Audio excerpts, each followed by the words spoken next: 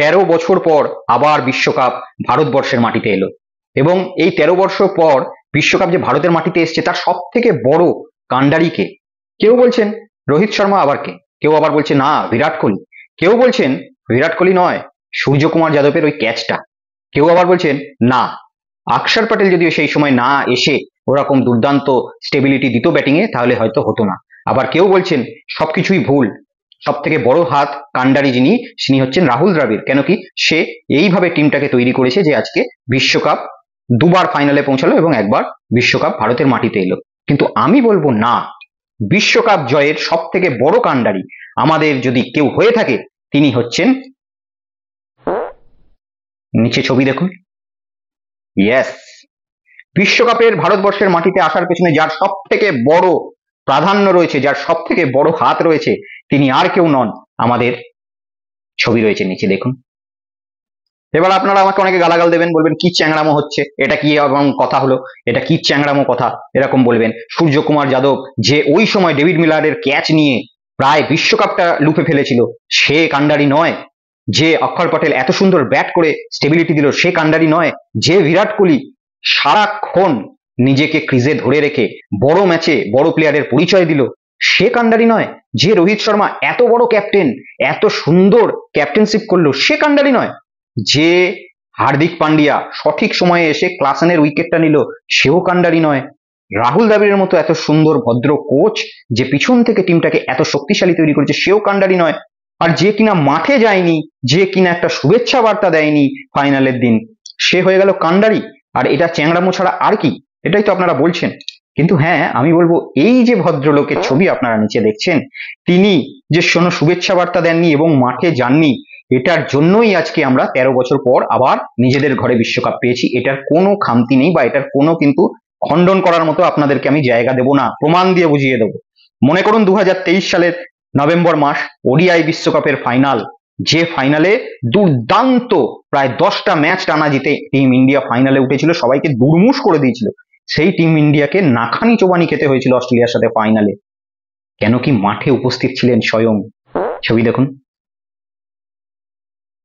যে রাম মন্দির নিয়ে এত কথা হয়েছে গোটা ভারতবর্ষ জুড়ে, গোটা পৃথিবী জুড়ে, সেই রাম মন্দিরের ছাদ ফুটো কে উদ্বোধন করেছেন, ছবি দেখুন। যে দিল্লি এয়ারপোর্টের কিছুদিন আগে দুর্দশা ঘটলো, বৃষ্টিতে ছাদ ভেঙে পড়লো, সেই দিল্লি এয়ারপোর্ট উদ্বোধন কাণ্ডারি কে, ছবি দেখুন। বন্দে ভারতের মতো ট্রেন, যে ট্রেনকে দিনে 10 বার হারিঝান্ডি দেখিয়েছে, সেই বন্দে ভারতের আজকে কি দুর্দশা সকলে দেখেছেন, গরুর ধাক্কায় উল্টে যাচ্ছে, কখনো এসি থেকে জল পড়ছে। কে উদ্বোধন করেছেন বন্দে ভারত, ছবি দেখুন। আবার অটল সেতু, যে সেতু সব থেকে বৃহৎ ভারতবর্ষে, সেই অটল সেতু যার নাম চর্চা এত হয়েছে, উদ্বোধনের সময় কে উদ্বোধন করেছিলেন এই অটল সেতু, ছবি দেখুন। সেই অটল সেতুতে আজ এই কদিনের মধ্যে, 1 বছরের মধ্যে ফাটল দেখা দিয়ে দিয়েছে। এরকম আরো নানান কারুকার্য রয়েছে যেগুলোতে এই ভদ্রলোক যেখানেই হাত দিয়েছেন, উদ্বোধন করেছেন, নিজেকে নিয়ে গিয়েছেন, সেটার ধরধর ধরধর করে ঝরে পড়েছে। আর এই জন্যই আমি বলছি যে ইনি যে কালকে বারবাডোসে গিয়ে ম্যাচটা দেখেননি এবং টিম ইন্ডিয়াকে ম্যাচের আগে পর্যন্ত কোনো শুভেচ্ছা দেননি, আমি সত্যিই খুশি। এবং আমি মনে করি সূর্যকুমার যাদব, বিরাট কোহলি যতই সুন্দর খেলে থাকুক, যত সুন্দর ক্যাচ নিয়ে থাকুক, এই ভদ্রলোক যদি মাঠে যেতেন, বিশ্বকাপ 13 বছর পরে আসতো না, আবার হাতছাড়া হতো। তাই আমি বলি, এই বিশ্বকাপের যদি সব থেকে বড় প্রাপকের কাণ্ডারি কেউ হয়ে থাকে, তিনি আর কেউ নন, আমাদের শ্রী শ্রী শ্রী যশস্বী বাবা।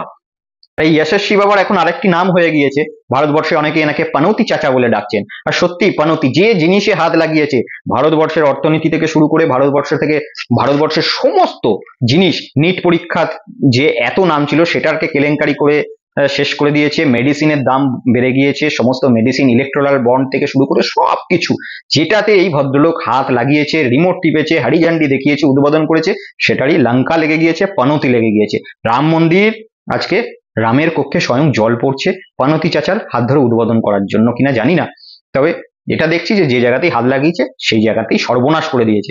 আর সত্যি এই জন্যই বলছি যে খুব ভালো হয়েছে কাল উনি মাঠে যাননি। হ্যাঁ, বিশ্বকাপ জেতার পরে একটা শুভেচ্ছা বার্তা দিয়েছেন, খুব ভালো করেছেন। আগামী দিনে এই জিনিসটাই মাথায় রেখে সব জায়গায় যাওয়ার প্রয়োজন নেই, দূরে থেকে আনন্দিত করবেন, যাতে ভারতবর্ষ একটু শান্তিতে থাকে, ভারতবর্ষ একটু আপনার পানতিপনা থেকে ঠিক থাকে।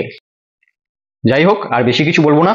সকলে ভালো থাকুন এবং বিশ্বকাপ জেতার যে জয়ের উল্লাস সেটা সকলে মিলে আনন্দ করুন, মজা করুন। 13 বছর পর বিশ্বকাপ ঘরে এসেছে।